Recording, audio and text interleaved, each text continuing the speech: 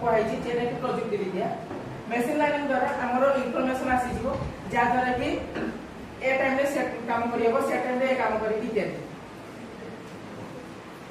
स्वास्थ्य विद्या एरा अवदान प्राथमिक रोगर चिन्हट एवं निराकरण प्रति एआर मुख्य भूमिका रही एवं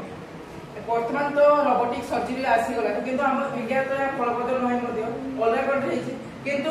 आमे आम समाज को सचेतन जणाइबा एवं आम लोक को सचेतन जणाइबा कि एआई रो महत्व कौन फास्ट एआई टा को आमे केडी लगे परिया और केडी लगे परिया नहीं आ शिक्षा क्षेत्र रे एआई रो भूमिका जको हमर गोटे उदाहरण स्वरूप आम भारत रे गोटे एआई टीचर आसी जति जे कि मैंने सी ए टीचर जे आसी जे